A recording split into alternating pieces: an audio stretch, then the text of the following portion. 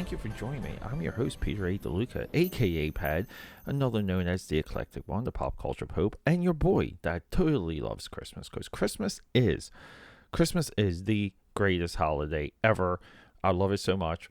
Today we're talking about, we're going back, 1998, I'll Be Home for Christmas. Now, this is a movie. If you saw this pop up on your streaming service, you'll pass it over. You won't even care. No curiosity would strike you. But if we go back to 1998, this movie is a grab. It's a grab to build up two young stars. One in particular, if you're familiar with Home Improvement, Tool Time with Tim Allen. One of those two is the name of the show. But we're talking Johnathan Taylor Thomas. This kid was inheritor to the throne.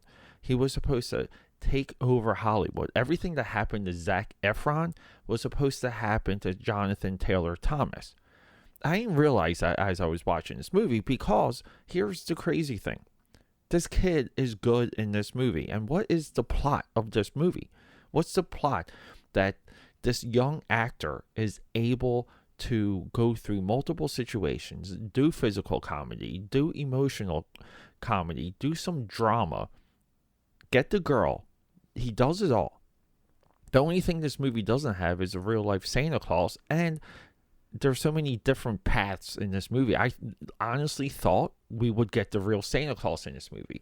But here's the thing. He plays this jaded college kid, jaded college kid. He's a hustler. He gets over on people. His father wants nothing but his son to come home for Christmas. So he bribes him. He goes, that Porsche we were working on, it's yours if you're here by 6 o'clock on Christmas Eve.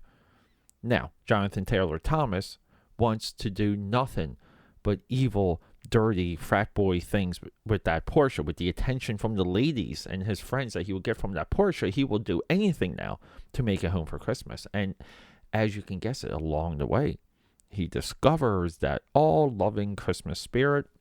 It really comes home at the end, pun intended. You feel for him throughout the movie. You see him get one up. You see him carve a path to get home, but he'll have to give up the money, give up the ticket. He'll have to help a person in need along the way. And this embodies the Christmas spirit. And then we get, just quick flip side, Johnathan Taylor Thomas, one path. The other path for this movie is Jessica Biel. She's as young as he is in this movie. Great counterpart. You want these two to get together because Jessica Biel is also on her way home for Christmas, and her path is I know bad reference here, but her path home is with a lacrosse Duke player. Lacrosse. Okay, even though that didn't happen, the whole Duke lacrosse. Okay, we're messing up fake news here. But so everyone, Jessica Biel's path though is equal to his. It's as tried as both of them are on their own, like Homers Odessey. But her career path, what a diversion, because she never got that young pop. She never got that Kevin McAllister, Macaulay Culkin, you're going to take it all over pop. Her path is long and tried, and she's still within the mix. She's still relevant. I'm pretty sure she had a hit Netflix show. Someone correct me on that. But seeing the career path of these two is also equally interesting while watching this movie. And then, what do we have? What are some of the Christmas? The best part of this movie is because the kid's stuck in a Santa suit throughout the entire movie, which is a little bit of a payback from the beginning because he screwed these couple guys over. They actually glue a hat and a beard onto him, which was pretty good. Good prank. But he ends up in the desert, and midway through his journey, he encounters like a 5K Santa Claus race that he wins. And he gets the money, and he realizes that he beat the mayor of this race, and he goes back to the mayor's house. He's on his way to the airport. The cab driver tells him, the mayor, you beat the mayor.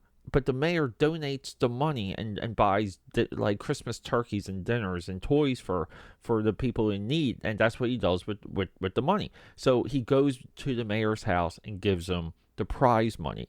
The absolute best thing in the movie. Now, along the way, what do we get though? What do we get to frustrate us about this movie? Well, it's a $30 million movie that kind of, like, I would say it's there. Like the optics and the look and the feel. Grosses 12.2 million, so it is a bomb. But we get some of these coincidental storytelling, tropes. Like we're riding on top of a car. There's people identifying me from across the street that have no business even noticing that I'm even there. People not noticing me. So all of these things happen along the way to push this character forward, to put the character in more and more situations. Some people might call this plot. Not really, because Johnathan Taylor Thomas's character is so well refined that we're okay getting him in endless situations, but we do have to sacrifice logic. We have to sacrifice gravity. We have to sacrifice a little bit of our subconscious that we know where things are off. But this is no different than watching Die Hard. This is no different than an action movie suspending disbelief, okay? But this movie, it's completely fun to watch. It was a full surprise, and I'm pretty sure it's available, right? It's Disney Plus. It is a full recommendation just on the idea that this jaded kid goes through fire to discover the Christmas spirit, and he himself starts to embody Christmas as he gets closer to home. It's very well done. It's also a trope. There's a lot of movies like this. There's a lot of I have to make myself home movie tropes. All of these movies all hit the same tropes basically at the same time. I think you can line them all up and run a timer, and the same things will happen. Same thing will happen in the 28th, 29th minute, and so on and so forth. But everyone, I recommend this movie. And to preview the next episode, episode 431, Nightmare Before Christmas, I'm not watching the movie before I speak to you about it because I know the movie so well. It's also been a few years since I've seen the movie, but I'm just going to go through a little anecdote. Maybe like two of them, to why that movie means a little bit extra to me. And look, it's a classic. It was a classic the day it got released by Touchstone Pictures, I believe. It was a classic for a reason, because we all know it is the antithesis of Christmas. But we'll talk about it. I'll get some personal anecdotes. So next episode, 431, stay tuned. A Nightmare Before Christmas. You know the name. Henry Salick, director, and Timber. I'm asking a lot of questions to myself as if I have a guest here.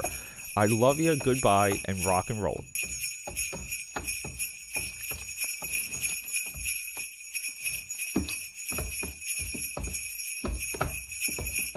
Ho, ho, ho, ho, ho, ho, ho.